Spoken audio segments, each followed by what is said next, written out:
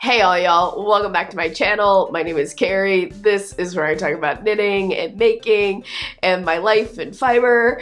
And today I've got a fun video. We have been living through interesting times, aren't we? And I think it's always good to sometimes take a moment and look back on the things that are just kind of like, that was a choice. Those were choices. Why did people make those choices? Like, really? Why? Why did people make that choice? That is the question before us today. The question before us today is, why did people make that choice?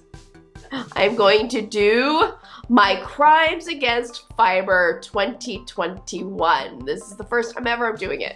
What is a crime against fiber? That's a great question. Basically, it's anything that would be somewhat distasteful to the Fiberverse, in my opinion. These are my opinions. It can be just, bad taste, high fashion, getting off the rails, people not bringing respect. That's really mostly what it is people just not bringing respect to the fiber crafts. So I've got several charges in front of me, and I'm going to show you some of them. I'm going to tell you my opinion on whether these people are guilty or innocent. And I want to hear from you too, what you think as we go through it. So hit subscribe, hit the notification bell, give this video a thumbs up, and find out what I thought were crimes against fiber in 2021.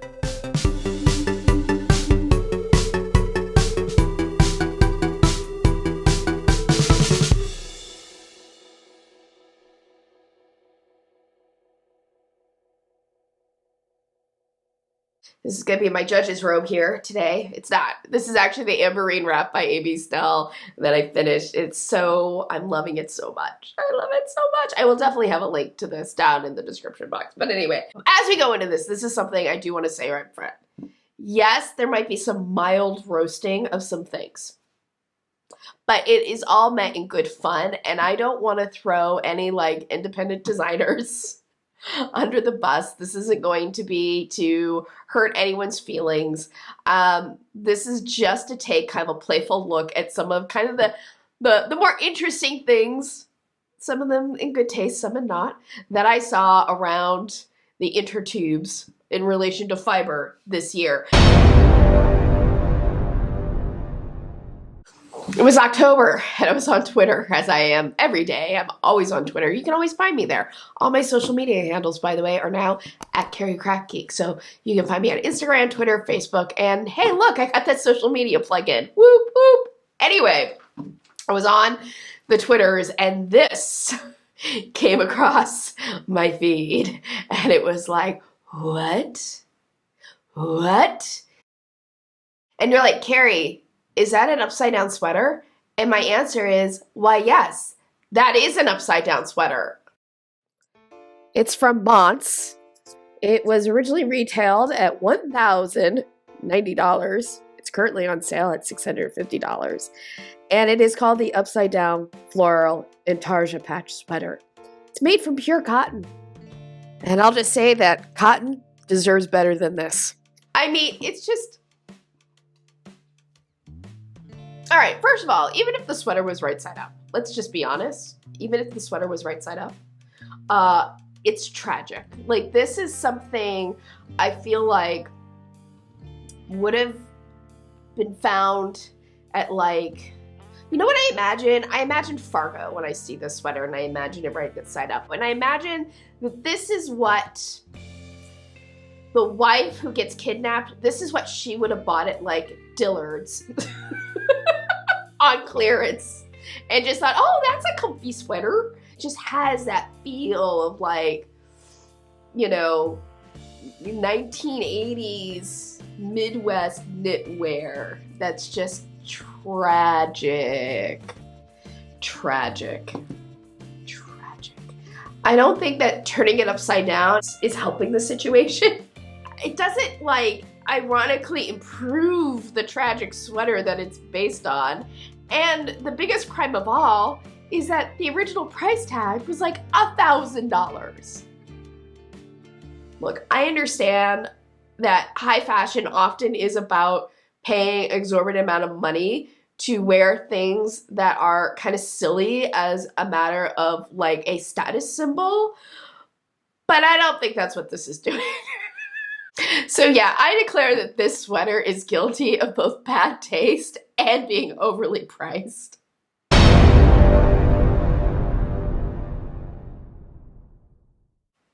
The next case before us is being charged with murdering a stranded colorwork sweater and traumatizing anybody who has ever dealt with a moth infestation. We have this from Balenciaga, the destroyed pullover. For $1,490, you can have a stranded colorwork sweater that has been destroyed ever so artfully, I guess. I mean, sure, you could go to the thrift store and find yourself a Fair Isle sweater or a Nordic sweater, handmade, hopefully lovingly handmade by someone who really knows these traditions, and just take it and feed it to the moths. Would it have the same effect as a $1,500 price tag? Not that anybody who loves fiber would ever do this. I mean, I can hear the ancestral sheep bleeding in the wind. They are just crying by the waist of the fleece that that sweater has become. What sweater has ever deserved this treatment, honestly? I mean, what exactly is the statement here? Is this like in the book Dune, where the powerful houses go to the desert planet and spill water on the floor just to show they're powerful and wealthy enough that they can waste water? Or do you buy this sweater and wear it just to show that you're wealthy enough that you don't need warmth? I don't know. What I do know is that no sheep deserves to have their fleece so purposely abused. And as a hand knitter, it hurts my soul looking at that. So, me personally, Balenciaga, guilty as charged.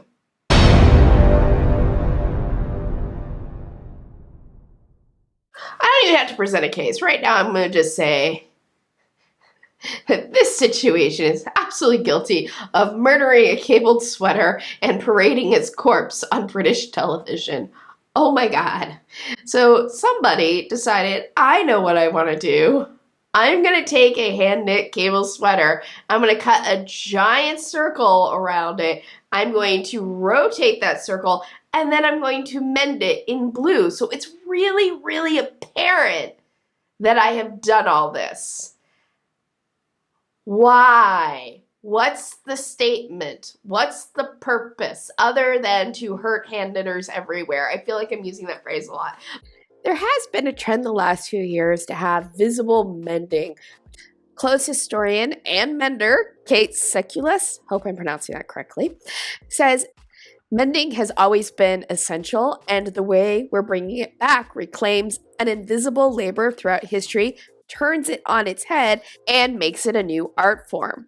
And I can totally see that, because when it's done beautifully, like here, this is an example of how you can take something where a hole developed, as happens in fabric, and turn it into something beautiful and lovely. And this was done, obviously, in a very respectful yet playful way. And it's the kind of thing that actually adds to the history of the fabric rather than just makes a joke out of it. You know, if you want to do something cool and edgy with traditional hand knitting, this is not the way. If you want to do something cool with traditional hand knitting, you know who knows the way? Jason Momoa. Oh my gosh. So is this just an excuse to have Jason Momoa on my screen? No. But it certainly doesn't hurt. But here he is rocking a granny square vest, and it looks cool, and it looks respectful to the craft. It doesn't look like you're making fun of it. And yeah, this is how you do it.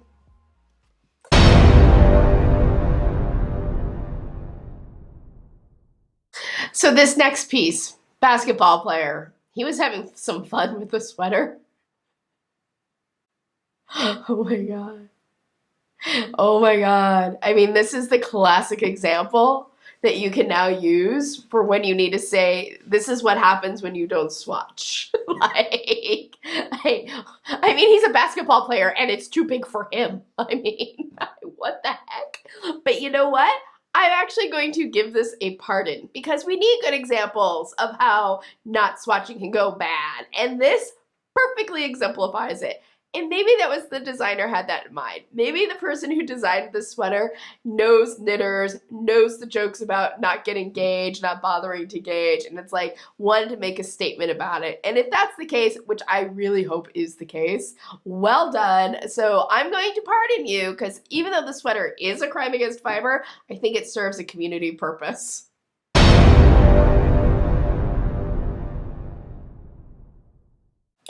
But let's be honest, it is not just high fashion designers that do hand knits dirty. Not by any stretch of the imagination. Sometimes the knitwear world, the hand knitting knitwear world gets a little outside of itself. Now, admittedly, what I'm about to bring up is a vintage pattern, but it still came up on my feed on Twitter, and it's these cat sweaters. This was actually in a pattern book, and I mean, these are like the most, like, these cats are scary. These are not cute, fun cats. These are very angry, mean, scratchy cats. Now that we're in a post-Jorts world, it just seems like we don't need any iteration of this kind of cat sweater again.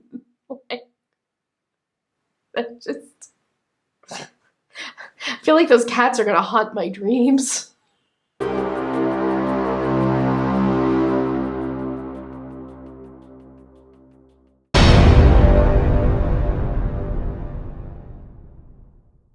In the year 2021, when it came to fiber crafters, the men were not all right. Men who are not crafters themselves, clearly. Talked about a grandmother saying, hey, it's knitting time. Put down that Grand Theft Auto and help me crochet this blanket. Well, knitting and crocheting are two very different things. I've been told. Yes, you cannot conflate knitting and crochet. Like, you really can't. We're very offended by that. That is always look, conflating knitting and crochet is always a crime against fiber. And really for no other reason in that, because many knitters also crochet and many crocheters also knit, and some don't. Some are, you know, unicrafters, some are bi-stitchers, some are unistitchers, monostitchers, and that's all great. You know, everybody should do the stitches that they enjoy. But we have great respect between both crafts. But because you can't do something in knit, in crochet, and vice versa, we care deeply. We care deeply that people understand the difference between the two. Knitters and crocheters took him to task. The first sentence was, are you kidding me? Definitely not lining up with my stereotype of the knitting community. Seth Meyers was definitely guilty of several crimes against fiber, really. One, conflating knitting and crocheting. That's a crime, okay? Serve that. Two, he's guilty of stereotyping knitters and crocheters in these very kind of sexist, ageist ways, you know. It's just a woman's hobby. It's just for the sweet old grandma in her rocking chair who can barely, she's just so happy you're paying any attention to her whatsoever. You know, that's grandma. In my experience, that is not what knitters are like at all, or crocheters. No, we swear, okay? We swear, we're salty. We are ladies and gentlemen and non-binary people who make magic with pointy sticks and hooks, and we will yield them for good, or we will come for you if you come for us. So, if you come for the knitters and the crocheters, expect to get the needles and the hooks, okay? So Seth Meyers is guilty of crimes against fiber, for sure. No doubt about that. But he's gonna get not a pardon, but his sentence is going to be commuted because he took the backlash in good spirit. Here's my new stereotype. You are of all ages, curse like sailors, don't have a great sense of humor about knitting jokes. He is now joking along with the knitting community in a respectful way. So, Seth Meyers, you are guilty of crimes against fiber in 2021, but your sentence, for me at least, is commuted.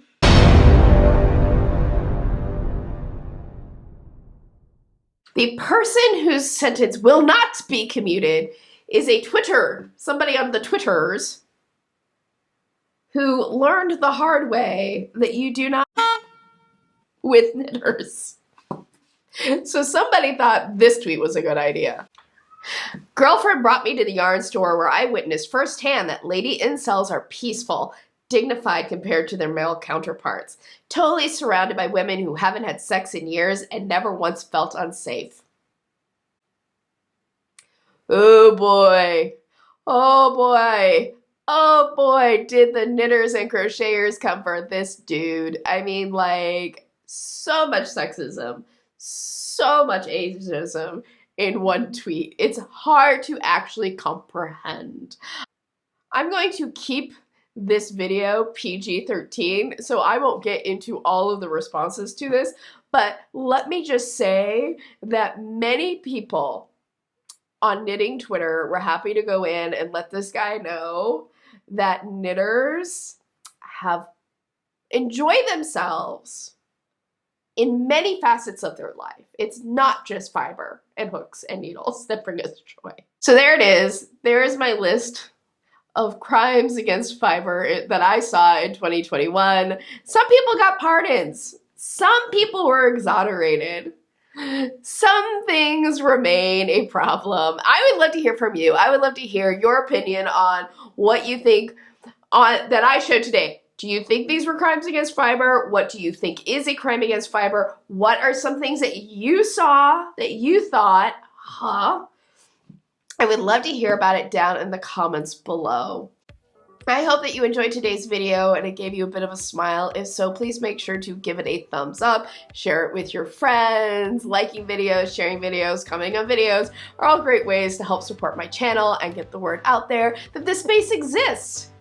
That, you know, this is a fun corner of the YouTubes where you can learn about knitting and have a little fun sometimes. Once again, quick reminder, down in the description box, you will find a link to materials, resources, my affiliate links, and my Ko-fi. One of the ways that you can help support my channel, if you want to, if you're like, Carrie, I see that you have to buy materials for your demonstrations. I see that you have to buy materials for reviews, and I really appreciate your reviews. They're so in-depth. These do take time, it does take resources, and it does take coffee. And if you would like to help buy me some coffee, if you'd like to help buy me a coffee and help support my channel in that way, there's a link down in the description box, or you can utilize, if it's available to you, the YouTube SuperThanks. If you can't or you don't want to do any of those things, that's totally cool. The best way to support the channel is just to subscribe and hit the notification bell. Thank you so much for joining me today. I hope that you have a wonderful day, evening, weekend, weeknight, whenever you may be watching this. If you celebrate Christmas, I hope that you are having a wonderful Christmas day, month, season. If you don't celebrate Christmas, I hope that you are having a great end to your year. And as always, happy health and happy making. Bye.